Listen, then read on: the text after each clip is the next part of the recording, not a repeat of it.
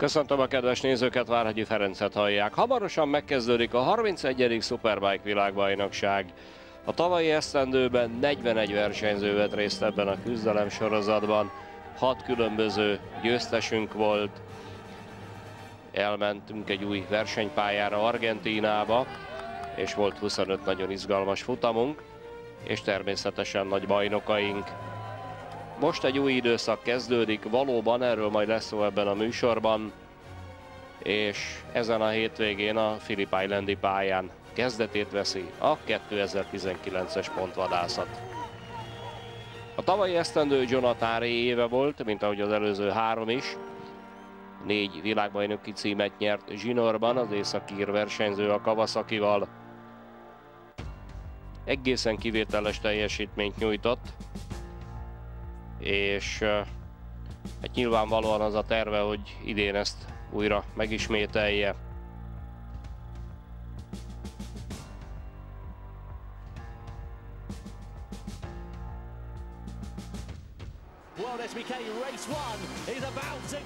Ez Banyik úr az első verseny, ahol meg tudta nyerni a futamot, és egyben ez bebiztosította a VB címet is. Hát egyébként valóban 25 versenyből nyert 17-et, megcsinált ebből 11-et zsinórban, 14 leggyorsabb kör, 2 rajtelsőség és zsinórban a 4. VB cím, tehát azért ezek nagyon komoly csúcsok. És íme itt van már az a pillanat, amikor a világbajnok lett immáron negyedszer a Kawasaki csapattal. Aztán hát persze volt néhány olyan versenye is, ami kevésbé sikerült jól, bár hát abszolút uralkodó volt 2018-ban. A lényeg az, hogy dominált valójában. A saját csapattársának, az ugyancsak világbajnok Tom Sykesnak mindössze egyetlen egy győzelemre futotta erejéből, és hát a többieknek is még rajtuk kívül 4-nek éve óba Yamahások nyertek egy párat, tehát abszolút uralkodója volt ennek a bajnokságnak, és maradt természetesen a Kawasaki csapatnál.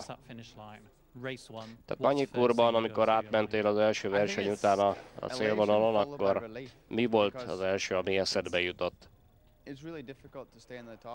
Hát először is a büszkeség követte a megkönnyebbülést, vagy a megkönnyebbülés a büszkeséget. Nagyon nehéz elmondani ezt ilyenkor, mert nem mindenki látja azt, hogy mennyi munka van a háttérben. A megkönnyebbülés az nagyon nagy dolog volt, amit én éreztem, és hát aztán persze utána elmentünk ünnepelni a csapattal. Ahogy említettem, 17 győzelem, 25 versenyen, 11 egymást követően, és zsinórban 4 VB cím. Hát rekord után döntött meg. Lehet-e a 2019-es esztendő még ennél is jobb? Hát nem vagyok ebben azért biztos, de minden esetre van a hátizsákomban egy jó nagy adag motiváció, meg hát ugye visszatart azért a vereségtől való félelem is, tehát azért ez fontos dolog. Amikor az ember elkezd nyerni, akkor nagyon hamar megszállottja lesz ennek, nagyon meg lehet szokni ezt az érzést, és utána nagyon nehéz elfogadni, amikor jönnek a rossz napok, és hát racionálisnak kell lenni, meg érzelmesnek is egyben, ez egy nehéz egyveleg. Nem szabad nagyon sokat foglalkozni most már a tavalyi esztendővel, persze arra számítok, hogy a jövőben nehezebb dolgaim lesznek, és meg kell érni a realitást. Egyszer, egy nap lesz majd valaki, aki gyorsabb lesz nálad. Hát minden esetre az biztos, hogy idén új kihívások elé néz, mert hogy teljesen megváltozik a világbajnokság lebonyolítása, ez is egy különlegesség, és hát nyilván vannak olyan versenyzők, akik lehet, hogy erős ellenfelei lesznek. Kérem szépen, az, hogy 2 verseny van egy Superbike VB hétvégéjén, az már a nyitány óta, 1988 óta így van. Aztán volt egy pár változás, idén viszont lesz egy harmadik verseny is, mégpedig, de kezdjük is a Superpole-lal. Hát először is ez a hagyományoknak megfelelően ez szombaton lesz, de nem két 15 perces részben, mint eddig, hanem egyben versenyez mindenki a rajthelyekért, vagy hát ez 25 percen keresztül. És ez egyben megadja az első versenyre, meg az új sprint versenyre való rajtsorrendet. Vasárnap reggel jön az újdonság, a Superpole verseny, amely a következő pontosztozkodással zárul. Látják, az első 9 kap pontot, és az első 9 az majd ebben a sorrendben fog felállni a befejező versenyen, szombaton a rajtrácsra. Tehát ezek olyan alapvető változások, amelyek teljesen átírják mind a pontozási rendszert, mind a versenyzők felkészülését, csapatok felkészülését, mind pedig a nézők számára nyújtott attrakciókat. Természetesen erre az esztendőre is keményen készültek, és nyilvánvalóan itt a nagyszerű ellenfelekkel is mérkőznie kell a Kawasakinak, illetve a címvédőnek, Jonathan Rének. Például megérkezett Álvaro Bautista a mezőnybe, akit már látunk is a képen, aki a Ducati csapatnál megy. Ő 2006-ban Talmácsi Gábor világbajnoki címének megszerzése éve előtt lett 125-ös világbajnok, ment 250-ben, nagyon sokat ment a MotoGP-ben, tehát végigjárta a Szamárlétret, nagyon jó eredményekkel rendelkezik, és most a gyári Ducati csapathoz igazolt a Superbike világbajnokságba. Jonathan Rea a legjobb versenyző a történelmi számok meg tapasztalatok alapján a Superbike-ban. Nagyon magas szintű a teljesítménye, nagyon jól érti a motort, nagyon jól érti a csapatot. Nyilván versenyről versenyre, nyilván én is versenyző vagyok, onnan jöttem MotoGP-ből, most a Superbike-ba megpróbálok persze nyerni és a legjobbat nyújtani. Na most a Ducati nem csak azt változtatta, hogy Melandri helyére leigazolta a spanyol Álvaro Bautistát, hanem az is megváltozott, hogy ez a Ducati történetében most először nem 2, hanem 4 hengeres motor, mégpedig egy V4-es a Panigale. Arról beszél Bautista, hogy egyelőre úgy tűnik, hogy nagyon jó magas szintű a motor teljesítménye, persze nagyon friss még ez a motor, sokat kell vele dolgozni, de az első benyomásaim azok remekek. A Ducati meg akarja nyerni ezzel az új motorral a világbajnokságot, ezzel az új Panigale V4-essel, majd meglátjuk, hogy mi lesz, de az biztos persze, hogy nem lesz könnyű. Hát a Ducati utoljára Carlos Checkával még sok esztendővel ezelőtt tudott világbajnokságot nyerni. Az a terv, hogy ez most megismétlődjön. Hát nyilván ez egy szép terv, jó lenne, de ugyanakkor azt hiszem, hogy nehezebb lesz, mert hogy a motoroknak és a versenyzőknek a teljesítő képessége most már sokkal kiegyenlítettebb. Nem csak a motorok lehetnek egyformábbak, nem csak egyre versenyképesebbek, hanem vannak újak is. Például a BMW visszatért ebben az esztendőben, mégpedig Sean Muir csapatával működnek együtt. Tulajdonképpen ez a csapat lett a BMW gyári alakulata. 2016-ban már mentek egyébként a BMW-vel, aztán utána átváltottak márkát, és most visszatért hozzájuk. Mi változott 2016-hoz képest? Hát először is akkor még nem teljes gyári csapat voltunk, most igen. Ez azt jelenti, hogy nagyobb támogatást kapunk a BMW-től, fejlesztik a motort, a vázat, és az elektronikus csomagot, amely borzasztó fontos, és hát nagyon lényeges az, hogy ugye korábban ők Apriliával mentek, és arról beszél Sean Muir, hogy nyilván azért az egy nagy kihívás, mert ugye mi eddig fejleszgettük a motort, az elmúlt években olyan motorral mentünk, amelynek már volt 3-4 éves versenymúltja, ez meg egy teljesen vadonatúj modell, új emberek vannak a csapatunkban, jó néhányan a BMW-től jöttek, integrálódni kell egymáshoz. Ugyanakkor az andalúziai tesztünk az nagyon jól működött, úgyhogy rendben vagyunk. És a nagy újdonság, de már látják is egy ideje a képen, ideigazolt a 2013-as világbajnok Tom Sykes, aki elhagyta tehát a Kawasakit. Mi a legnagyobb különbség a Kawasaki meg a mostani motor között? Hát először is a márkajel az teljesen más. Nyilván én azt az előző motort, a Kawasakit kívülről, belülről, töviről, hegyire ismertem. Nyilván össze lehetne hasonlítani, de nem nagyon szeretném, butaság lenne részemről, nekem a mérnökeimmel kell dolgozni most ezzel a motorral. Milyen céljai lehetnek egyáltalán 2019-ben? Hát nyilván a végső cél az, hogy nyerjek versenyeket. Hogy képes ez a csomag ezt összehozni nekem? Én azt hiszem, hogy igen, mert hogy nagyon meggyőzően mennek itt a dolgok, úgy gondolom. A társa Markus Reiterberger, aki már ment egyébként korábban, és most legutóbb az Európai Superstock 1000 bajnokságot nyerte, és most ő arról beszél, hogy jobban készen állok erre most, mint korábban, vagy valaha. Jó volt a téli felkészülésem, jó volt az étkezésem, a diétám, sokat edzettem, kész vagyok a versenyekre. Az elején csak élvezni akarom a dolgot, fejleszteni a motort, meg a csapattal való munkát, élvezni a pályákat, és aztán majd utána lehet arról beszélni, hogy lépésről lépésre legyünk gyorsabbak. Van egy új ember a mezőnyben, Sandro Cortese, aki szupersport világbajnokként jön fel, és 2015-ben volt utoljára olyan, hogy a szupersportból feljöttek ide főleg egy bajnok a Superbike-ba. Igazság szerint nem tudom, hogy mit remélhetek, ugye ő is német, mint Reiterberger. Minden új számomra, soha nem mentem még Superbike-ban, soha nem volt még 3 versenyem egy hétvégén. Próbálom élvezni a dolgokat, meg megtanulni, amit kell, és hát próbálok minden hétvégén olyan gyorsan menni, ahogy csak tudok. Szóval 2015 óta nem jött Supersport világbajnok a Superbike-ba.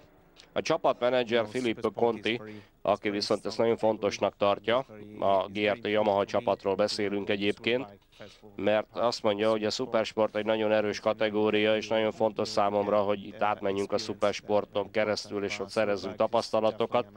De a Superbike az egy másik világ, sokkal nehezebb technikai értelemben is, meg az erőfeszítéseket tekintve, hát mindent jobban kell csinálni.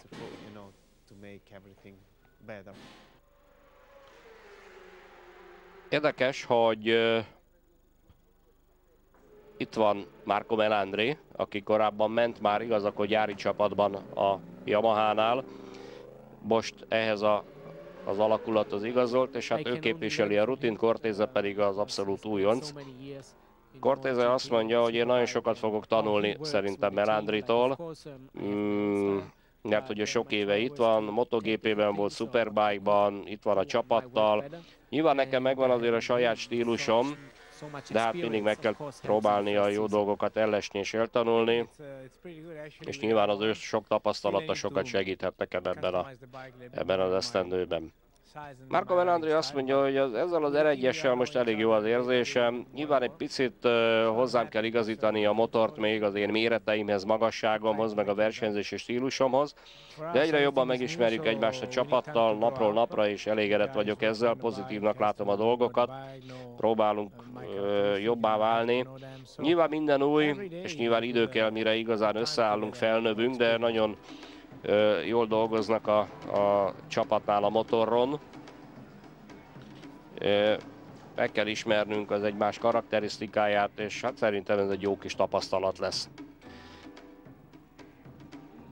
Leon Camille a Hondának a vezéralakja, hogy most már motormárkát váltsunk, akinek viszont egy japán versenyző lesz most a társa. Ismerjük egyébként Ryuichi Kiyonari, aki történetesen több brit Superbike bajnoki címet is bezsebelt. A HRC hátterű Honda ezúttal a Moriwakival karöltve, meg az ALTEA támogatásával, segítségével versenyez majd. Különben hát van Superbike győzelme is Kiyonarinak a korábbi évekről, de 8 év után tér vissza, tehát számára az egy vadonatúj kihívás. És hát érdekes, hogy ők Ázsiában foglalkoztak először a dolgokkal, és van egy harmadik ember itt, az ALTEA Miele Racing Teamnél, egy fiatal ember, Alessandro Del Bianco, aki azt mondja, hogy szépen szerényen, alázatosan, lépésről lépésre kell pontgyűjtésre menni. Genizio Bevilacqua, a csapatfőnök azt mondja, hogy nyilván ez az első tapasztalata a Superbike-ban Del Biancónak, muszáj türelmesnek lenni vele, időt kell adni, hogy megtanuljon mindent, és hogy jó teljesítményt nyújtson. Jonathan Rea nyilván figyelni fogja, hogy kik lehetnek majd a legnagyobb ellenfelei, de lehet, hogy nem is kell nagyobb körülnéznie, mert lehet, hogy a legnagyobb az pont ott van az ő saját garázsukban. Az új csapattárs, Leon Haslam. Nyilvánvalóan ebben a csapatban benne lenni egy álom. A Kawasaki az egyik legjobb motor, a csapat nem különben, ez nagyon inspiráló a számomra, és hát ugye mi versenyeztünk már sok dolgot elértünk, ő ugye Kawasakival lett például most brit bajnok, és ugyanakkor ez egy nagy felelősség is. Nyilvánvalóan jó, hogyha az ember mellett itt van az aktuális bajnok, hasonló motoron, mert hogy én szeretem magam kipróbálni ellene. Ugyanakkor meg kell próbálnom elkapni, ugyanakkor nyilván egy csomó mindent meg is tanulni, mert hogy ő már 4 éve ott van ezzel a csapattal. Persze ettől én még győzni szeretnék, el szeretném érni ugyanazt, amit Jonathan csinál ezzel a csapattal. Hát kérem szépen, igaz lehet a mondás, hogy jobb ismerni az ördögöt, mint nem ismerni. Így aztán Jonathan Rea most lehet, hogy a saját csapattársára kell, hogy legjobban figyeljen, de azért ne feledkezzünk el például a tavalyi VB ezüstérmeséről, Chaz Daviesről, aki maradt a Ducatinál, korábban is volt már egyébként VB-n dobogón.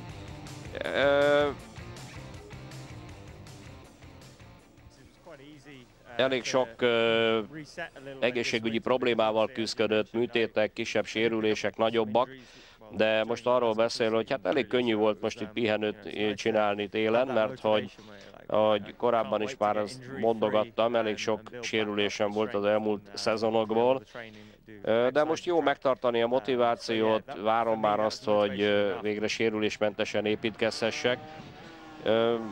Úgy gondolom, hogy elég jó edzésmunkát végeztem, és hát a motivációm is bőven megvan. Ugye neki is meg kell tanulni ezzel a V4-essel motorozni. Sokat ígérő egyébként ez a masina, de hogy hogyan lehet ezzel továbbfejlődni, ez még kérdés. És valóban ez egy jó kérdés, mondja Chaz Davies. Elég nehéz is pillanatnyilag megmondani, mert hogy vadonatúj motor, hogy új motor az új motor, mindig kell valamit csinálni vele. De ha a sebességet nézzük, akkor ebben komoly versenyképesség rejlik, és szerintem a potenciál az még ennél is nagyobb. Aztán oda kell figyelni a Yamahásokra, például Michael van der Markra, aki éppen Chaz Davies mögött lett harmadik az előző világbajnokságon. Megszerezte első dupla győzelmét, ráadásul Doningtonban szerzett még 8 dobogós helyet, és arról beszél, hogy teljesen nyilvánvaló, hogy szeretnénk még több versenyt nyerni, és azt hiszem, hogy minden hétvégén arra van szükségünk, hogy a dobóért harcoljunk, közel voltunk tavaly már, szeretnénk a következő lépést megtenni. Ugyanez a terve nyilván Alex Lowesnak, a csapattársának, aki tavaly megszerezte élete első győzelmét Brnóban, és nagyon jól dolgozott a téli munkálatok során. Az a tervem, hogy idén a legjobb 3-ban leszek a bajnokságban, a Yamahával az első helyen, és győzelmekért harcolok minden hétvégén, és szeretnék egyenletesebb teljesítményt nyújtani, mint tavaly. Ez a tervem, és hát jó lenne ezt megcsinálni. Amikor az ember megérkezik egy olyan pályára, ahonnan már van információja korábbi évekről, akkor az egy lehetőség arra, hogy több lépéssel a többi csapat előtt legyünk, és ezeket ki kell használnunk. Ugye itt arról van szó, hogy ők már itt vannak évek óta ennél a csapatnál. És Van der Mark is azt mondja, hogy én most már 2 éve ismerem ezt a motort, Alex 3 éve, együtt fejlesztettük, tehát nyilván sokat mentünk ezzel a motorral, ismerjük az embereket, szóval ez jobb, mint hogyha valamit újonnan kéne kezdeni. Na de hát az élet nagy tréfamester, mindig vannak váltó emberek, ilyen például Eugene Laverty, aki most a Team Go 11 csapatnál lesz, ráadásul egymaga, ugye ápriliáról Ducatira vált ebben az esztendőben, de korábban vezette már a Desmond Desidit még a MotoGP-ben, és most azt mondja, hogy nagyjából ugyanaz az érzés, mint amit én 3 évvel ezelőtt a MotoGP-ben vezettem, és ami nagyon erőssége, hogy nagyon jó lineárisan adja le az erőt a motor, és nem kell foglalkozni a fordulatszámmal, mindig ott van az erő, és az a versenyző számára ez tökéletes, nem is kérhetne többet. Ott van az erő a kezedben, tudod kontrollálni, nagyon jó a sebességváltó is, mind a fel, mind a leváltások nagyon okosan jól működnek, tehát ez egy igazi versenymotor, fantasztikus munkát végzett a Ducati. Mi a terve idén? Hát nyilván, mint minden versenyző, versenyeket akarok nyerni, hosszú lesz azért.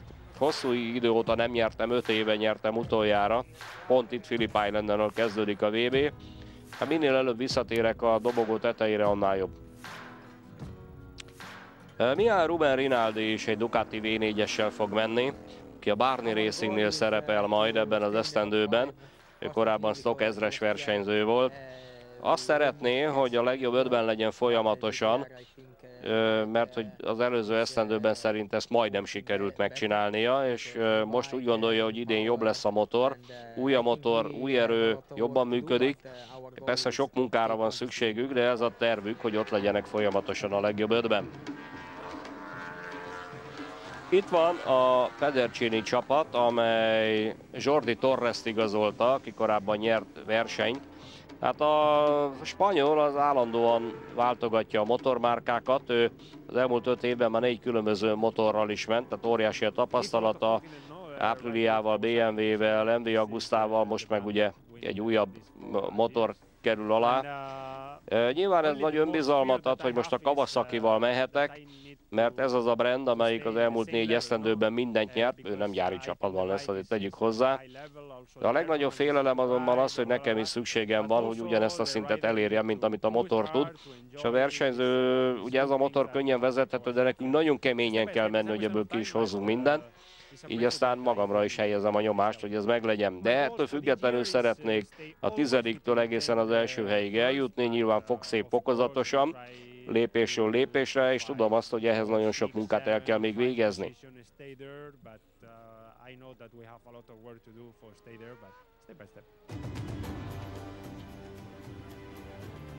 A privát csapatoknál ott van a Puccetti Kawasaki, amely ebben az esztendőben is a török Toprak Razgatliogluval megy. Ez a második évük együtt. Tavaly már szerzett 2 dobogót a fiatal török. Most nyilván szeretné ezt továbbfejleszteni, ha lehet. Arról beszél Razgatlioglu, hogy az előző szezonom az nagyon jól alakult, 2 dobogóval. Meglátjuk, de jó lenne többet gyűjteni. Manuel Puccetti a csapatfőnök azt mondja, hogy szerintem így ez a dolog, ez a csomag egyben nagyon jó. Mi nagyon jó eredményeket remélünk ebben az esztendőben. Emlékszünk arra azért, hogy mi egy privát, egy szatellit alakulat vagyunk, nem egy gyári csapat. Tehát nyilván mások azért a mi álmaink, de azt is tudjuk, hogy nagy lehetőségeink vannak. Ezért megpróbáljuk a legjobbat nyújtani, és közben élvezni a dolgot, és együtt jó eredményeket elérni. Az Orelac Racing Vernatura megtartotta idei második szezonjában Leandro Mercadot, az argentint, aki most arról beszél, hogy most fontos volt számomra az elmúlt évektől eltérően, amikor mindig motort váltattam, hogy most stabil helyem legyen, és az a tervem, hogy ott legyek a legjobb 10-ben, és a legjobb privát versenyző legyek, és közel legyek a legjobbakhoz mindig. Már januárban lezajlottak az első hivatalos tesztek a VB előtt, mégpedig Jerezben és Portimaóban. Az első jerezi napon Alex Lowes volt a leggyorsabb, aztán a következő napon már melegebb időjárási körülmények között Jonathan Rea. Lowes halljuk, aki azt mondja, hogy nyilván ez csak egy teszt, de megpróbáltunk minél több időt a pályán tölteni, megpróbáltam magamat fejleszteni, meg a motort is. A fiúk nagyon jó munkát végeztek a tél során. Egy csomó olyan dologban fejlődtünk, amellyel például novemberben még bajlódtam, kínlódtam, úgyhogy ez egy jó pozitív nap volt. Aztán itt pedig Eugene Laverty, aki azt mondja, hogy nagyon érdekes dolog ez, első alkalommal vagyok úgy egy csapatban, hogy nincs társam, tehát én magam vagyok a versenyző. Ez egy picit fura érzés, de egyébként nagyon jó, mert mindenki csak rám koncentrál, meg egy motorra. Először dolgozom együtt az új vezető mérnökömmel, Mauricióval, meg a többi fiúval. De nagyon jó, mert kaptunk egy csomó szakembert a Ducatitól. Itt van például Giovanni Krupi, aki nagyon jól ismeri a motort.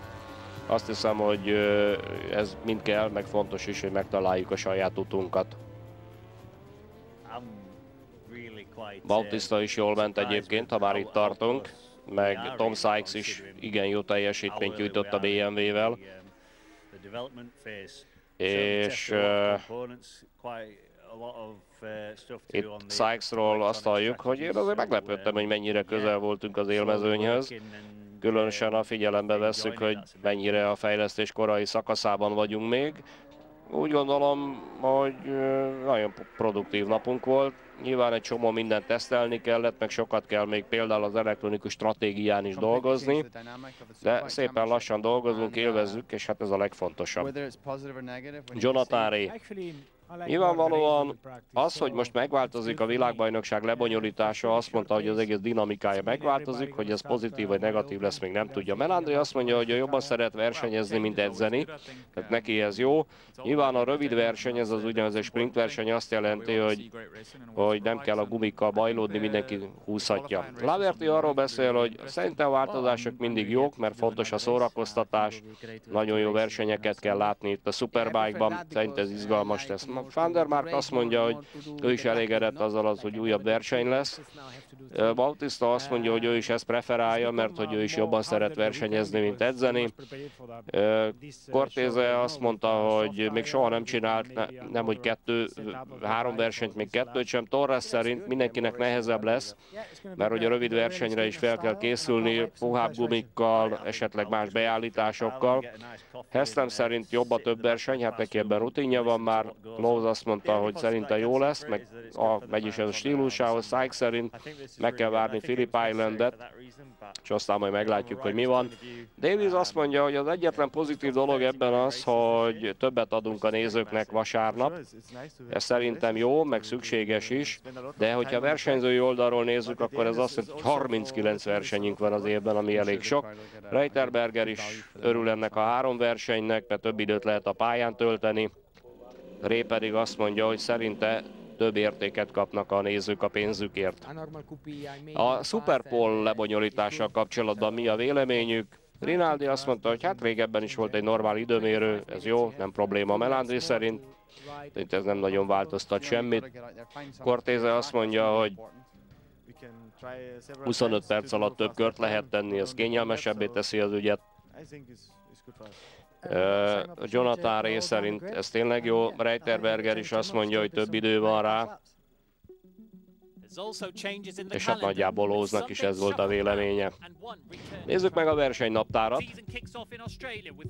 Ausztráliával kezdünk, mint az elmúlt 11 esztendőben már megszokhatták.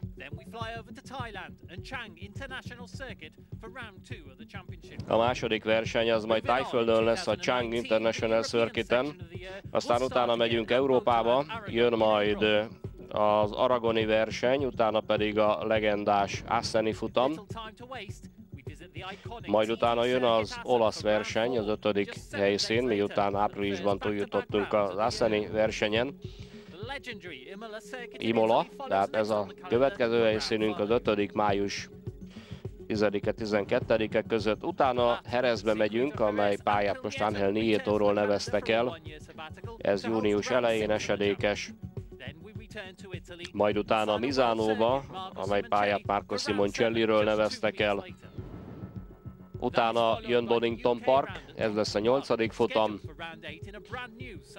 Egy vadonatúj nyári időpontban egyébként. És a szünet előtt, egy héttel később átlepül a mezőny Amerikába, és jön Laguna Seca július közepén, és utána elmennek nyári szünetre. Majd, amikor visszatér a mezőny, akkor az már szeptember eleje, Portugália, utána jön Magny-Cours Portimao után, és ez lesz tulajdonképpen az utolsó európai verseny. Aztán újabb repülés, irány Argentína, a San Juan pálya, egy esztendővel a bemutatkozás után újra a versenynaptárban, és a vége, az pedig a Losaili pálya október végén. Katarban zárul tehát a világbajnokság. Ez 13 futamot jelent, 11 különböző országban, és hát ugye 3 versenyes lebonyolítása hétvégeken. Hát így fog kinézni majd a Superbike világbajnokság 2019-ben.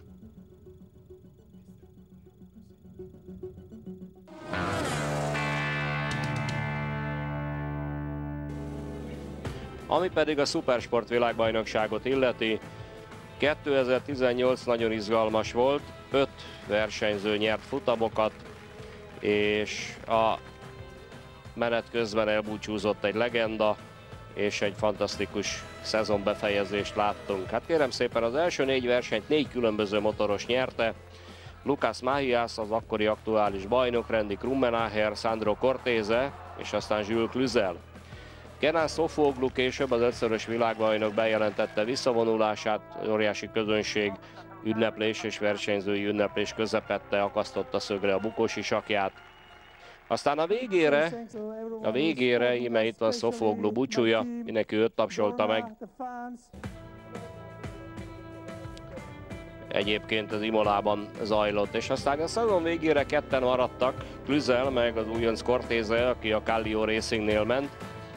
És hát végül úgy alakult, hogy az utolsó versenyre a két motoros között mindössze 5 pont volt a különbség, így kerültünk el a katari futamig, ahol egy eléggé csúszós pályán zajlott a dolog. Lucas Mahias, mint a tavalyi bajnok, azt megelőző év bajnoka meglógott az elején, és ugye az volt a feladat a Cluzelnek, hogy még itt a legvégén legalább 2 helyet javítson, de nem tudta megtenni, és kitartott Sandro Cortese, és így ez azt jelentette, hogy végül az újonc német Sandro Cortese nyerte meg a világbajnokságot. Tulajdonképpen ez volt a döntő pillanat, így csúszott el Cluzel.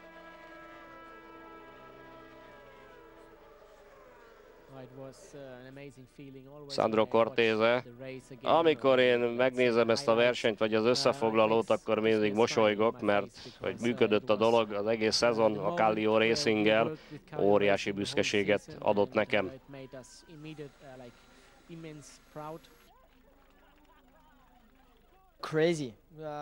Cluzel azt mondja, hogy hát az őrület volt, ez egy hihetetlen szezon volt, és én egyébként erre büszke vagyok. Sandronak egyébként az elég nagy tapasztalata volt, és hát az utolsó versenyen végül is meg tudta oldani, hogy ő nyerjen. Cluzel itt maradt a bajnokságban, mert nagyon szeretne végre világbajnok lenni, de itt van jobb oldalon Christophe Guyot, akit jól ismerhetnek az Endurance világbajnokságból. Nos, a GMT 94 csapat, vagy GMT 94 most a Superbike világbajnokságon jelenik meg a Yamahával, náluk fog menni Cluzel. Nagyon sok a jó versenyző, a szupersportban nagyon magas a színvonal, de szerintem meg kell várni a végéig, hogy mit tapasztalunk. Nyilván nem annyira nehéz egy versenyen gyorsnak lenni, de egész végig az már egy másik történet. És hát persze vannak ellenfelek. Itt van például Corentin Perolari, aki éppen Jules-nek a csapattársa, le Jules Cluzelnek. Ő azt mondja itt, hogy Jules tapasztalata sokat jelent nekem, sokat beszélgettünk egymással, vannak kérdéseim, ő megválaszolja, és ez segít a fejlődésemben. Azt szeretném, hogy a tavalyi teljesítményemet megismételjem, megfejlesszem, mert hogy van egy jó csapattársam, és ő is engem motivál, hogy jobb legyek. Mahias csapatot váltott, mégpedig és márkát is, mert hogy a Yamaha-tól elment a Kawasakihoz, mégpedig a Puccetti Racinghez, a 2 évvel korábbi világbajnok, és arról beszél, hogy nagy dolog összehasonlítani most nekem a Kawasakit meg a Yamahát. A nagy különbség az a fékezés alatt van. Kawasaki nagyon-nagyon jó ebben, és hát elég nehéz is előzni. Nyilván a terv ugyanaz, világbajnok akarok lenni, versenyeket akarok nyerni. Randy Krummenacher maradt egyébként a saját csapatánál, ugye a tavalyi győztesek közül, hogyha sorra vesszük őket. Tehát ő a Bardal csapatnál megy, Ivan Bross csapatánál. Itt Federico Caricasulo az, aki visszatért ehhez az alakulathoz 2016 után, és hát nyilván ő is azóta már sokkal tapasztaltabb. Caricasulo, aki el is mondja azt, hogy hát remélem, hogy a bajnoki címre aspirálók között leszek. Én azt hiszem, hogy képes vagyok erre idén, minden esetre meg fogom próbálni, bízom a csapatban, a motoromban, meg saját magamban, azt hiszem, hogy ez lehetséges. Ami a többit illeti, Isaac Viñales lesz az, aki Sandro Cortese helyett jön a tavaly világbajnok csapathoz, a Kallio Racinghez, ő egyébként a Moto2-ből érkezik, de többen vannak ott van Thomas Gradinger, meg Loris Creston is, Jules Danilo a Landlord Insurance Hondánál fog menni, Federico Foligny az MV Agustánál, korábbi Moto2-es kihívók után, és hát itt van Rafael de Rosa is, az MB Agusztánál, aki azt mondja, hogy a csapat nagyon keményen dolgozik, hogy nyerjünk. Én is nagyon keményen dolgozom, már otthon, a saját személyi edzőmmel. Persze nyerni sosem könnyű, hiszen itt nagyon sok versenyzőnek ez a célja.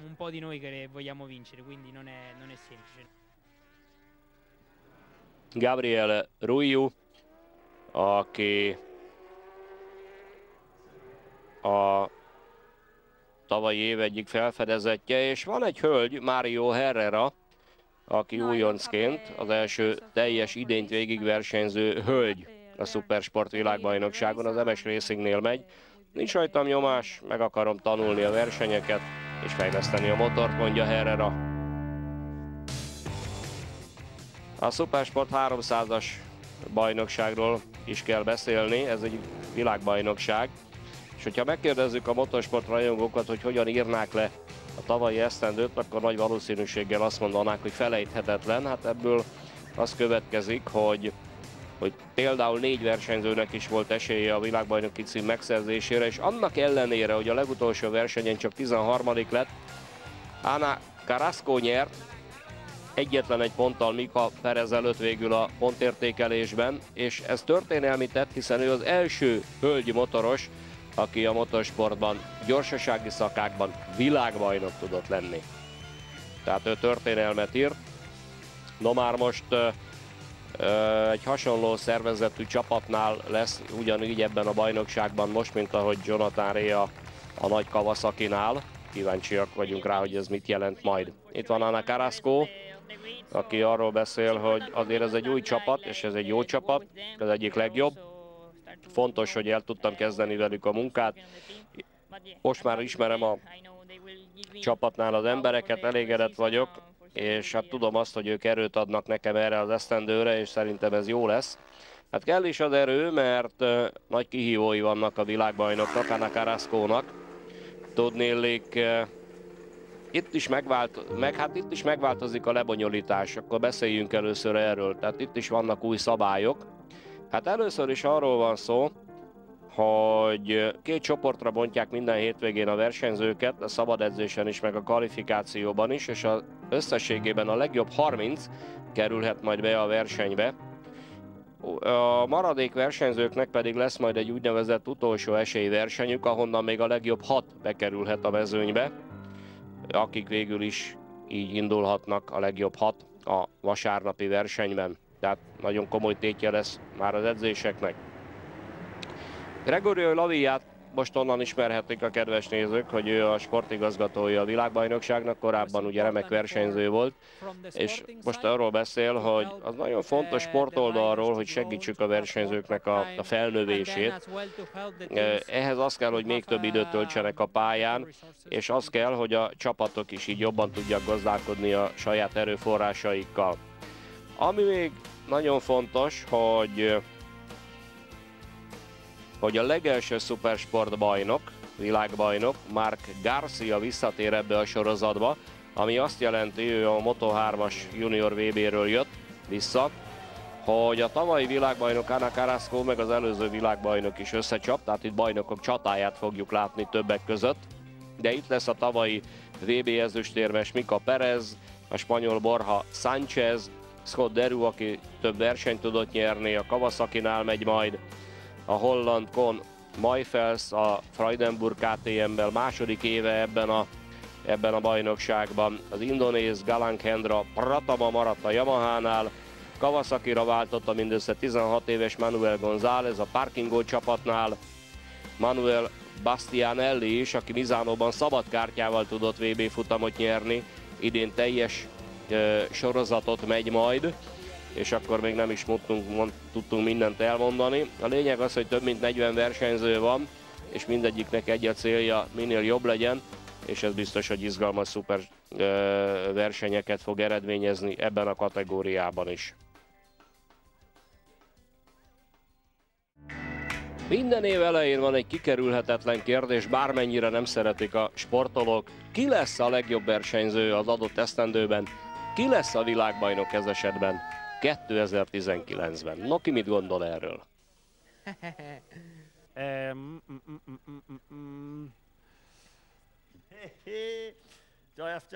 Muszáj nekem erre válaszolni? Hát ezt nehéz megmondani. Nehéz jósolni, hát butaság is lenne neveket mondani.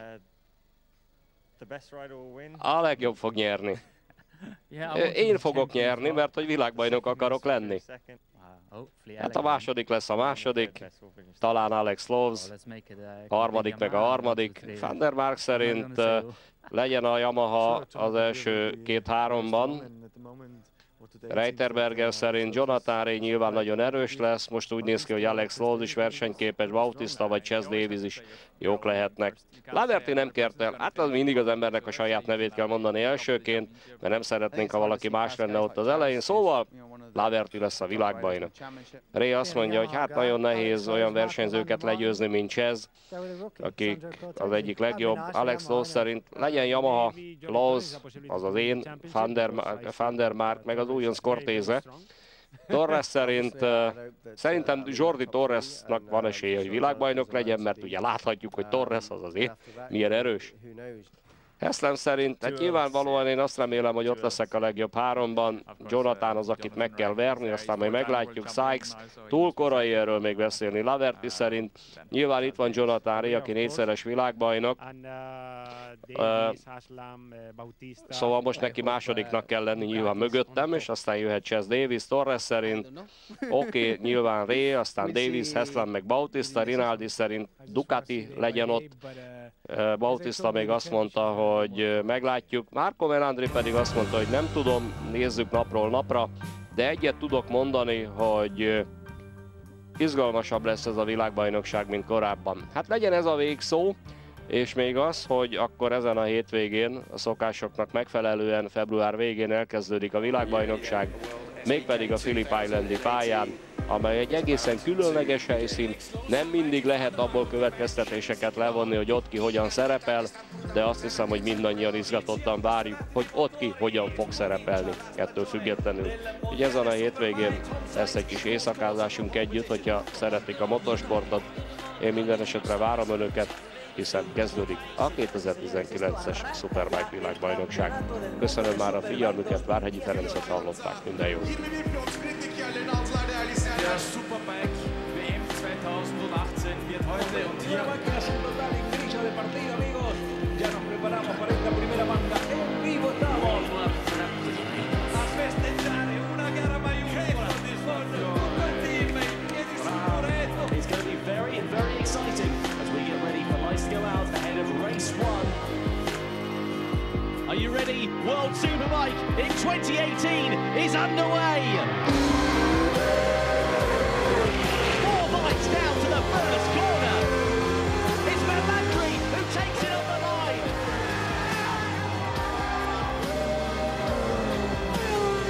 Racing too hard to the final turn. Big crash.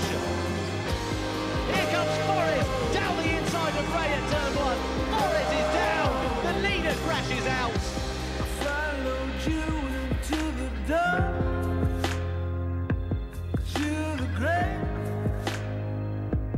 You're the young. Every game I tried to play, played it first, threw it away. Van der Mark hits the front to home. It's Tom Sykes who takes his first win of the season. Oh, nearly contact. Leads the way here in race 1. Getting a big move for Tom Sykes. Razgatlioglu is ahead of Jonathan Rea on the final lap of the race here. Over the tyre line, Michael Van der Mark does the double here at Donington. What a race from the Dutch rider. Jonathan Rea, a record 60th win in World Superbike. Huge drama here in race 2. Jonathan Rea does crash out. History in the making as Alex Lowes claims his first ever World